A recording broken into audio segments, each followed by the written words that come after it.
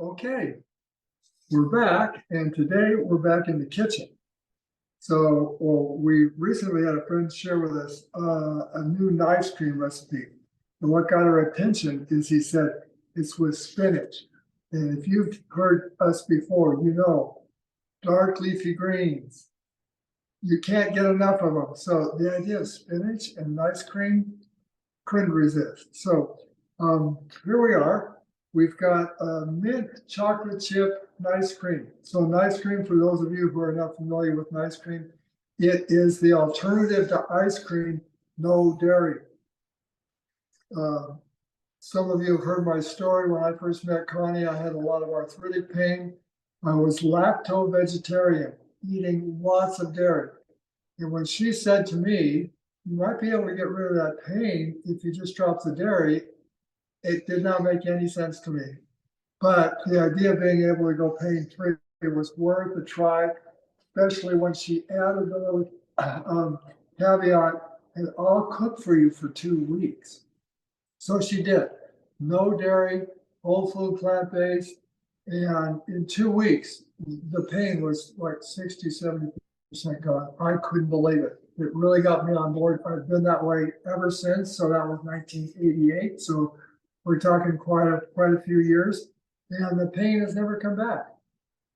Now I have injuries from time to time that give me pain, but it's not the arthritic stuff. It's really great. So I have been off dairy a long time, but we like those frozen desserts. I like those frozen desserts. And so ice cream is the alternative to ice cream.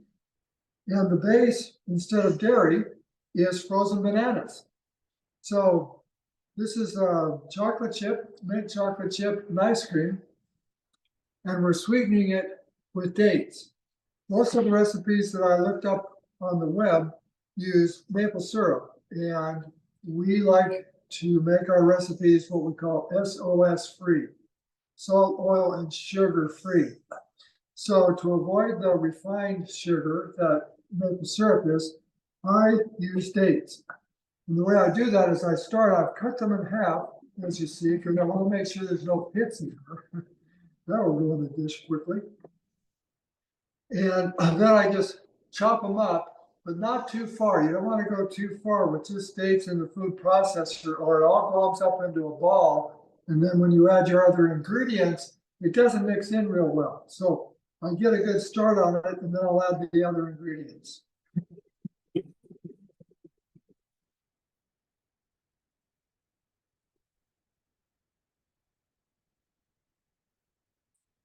And that'll do it.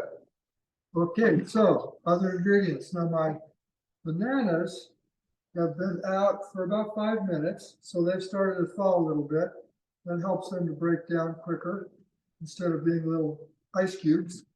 And then we have 2 cups of spinach. Now this was fresh spinach that I just put in the freezer, because I find if it freezes, it kind of wilts it. It breaks it down a little easier. You can use fresh if you want. That works too. Or you can buy frozen spinach and use that.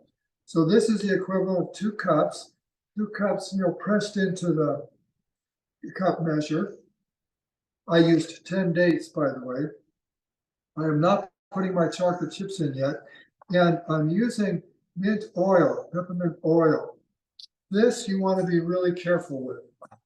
I use a scant 1/8 of a teaspoon. The first batch I made, I used a very full 1/8 of a teaspoon, and it was a little overpowering. So this you want to be careful with. It's always possible to add a little more. It is very tricky to try and take it out. So that's my ingredients. Now I'm going to get that going.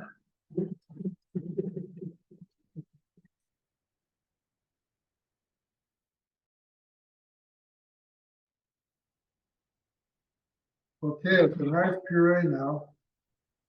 So now I'm going to add my chocolate chips, and I'm going to just pulse them to get them distributed. When I was a kid growing up, our mint chocolate chip, it didn't have chocolate chips in it. It had little tiny pieces of chocolate. So I just pulse these in, and you can let it run a little longer if you want to actually break those chocolate chips up a little bit.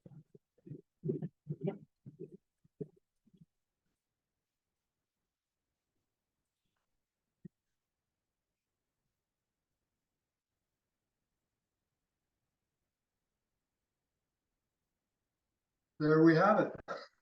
Okay, let's see what it's like.